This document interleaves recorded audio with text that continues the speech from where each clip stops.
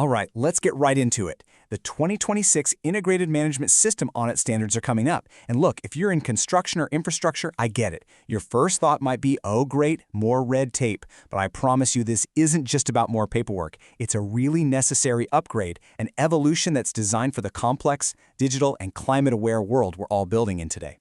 So that brings us to the big question, doesn't it? The one we have to ask right now. Is your project, and more importantly, are your systems truly ready for what's about to happen? Because the way you're going to be audited is changing in a big way. You know, at its heart, this is the main shift. We're moving away from that old school model of just box ticking. You know, where having a procedure filed away somewhere was good enough. Now we're moving to a new world where auditors are going to ask a much tougher question. Is your system actually effective? Does it work? It's a huge leap from just having a process to proving your performance. So, here's how we're going to break it all down in this explainer. We'll start with the big standards, ISO 9001 for quality and 14001 for environment. Then, we'll look at how the auditing playbook itself is changing. And finally, we're going to tie it all together to show you the real power of an integrated system and the new mindset you're going to need to succeed. Okay, let's start at the very foundation of pretty much everything we do. ISO 9001. A good way to think about it is like it's the core operating system for your entire project. It's the engine that makes sure you can consistently deliver what the client actually paid for. And the first major change here is a really big one: digitalization and data integrity. See, the new standard, it goes way past just keeping records. It's asking a much deeper question. How reliable is your data?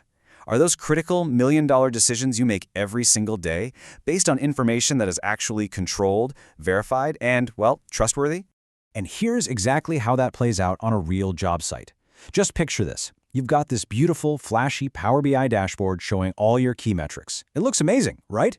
But what if the data fueling it is just being manually typed in from 10 different spreadsheets with no validation, no version control? Well, that advanced-looking system is basically a house of cards. The data is completely uncontrolled. So this is what you really need to know. What are the auditors looking for?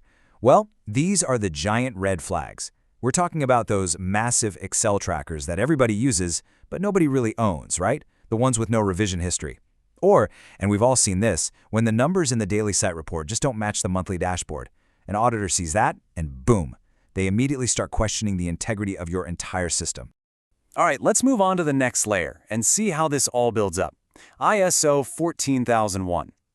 So if 9001 is your project's internal operating system, then you can think of 14001 as the layer that governs how your project interacts with the entire world around it.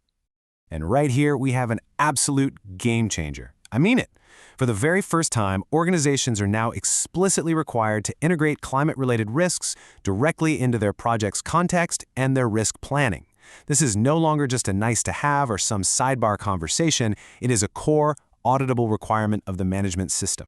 Think about what this actually means for a real project.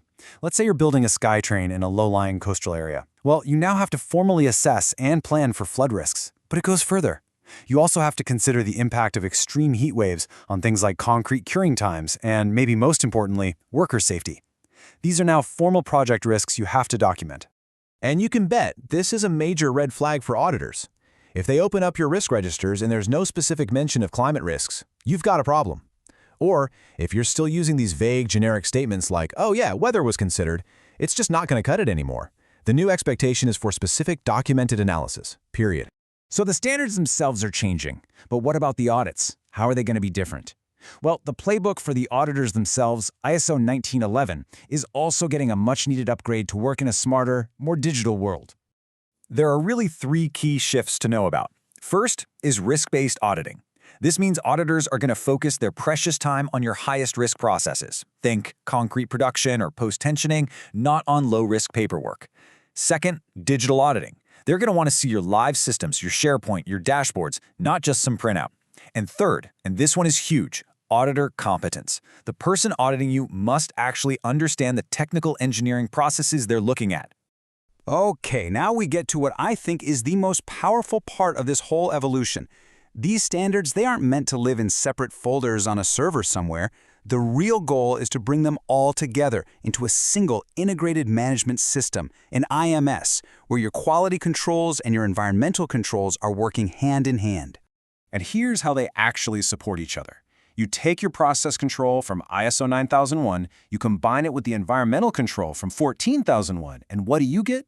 Controlled, sustainable execution. You manage your supplier quality alongside their environmental impact, and suddenly you're making way better procurement decisions. It creates a full-spectrum, 360-degree view of your project risk. Let's make this super tangible with a simple concrete pour. Step 1, that's your quality check under ISO 9001, right? You verify the mix design, you do your slump and air tests, you check the strength results. Simple.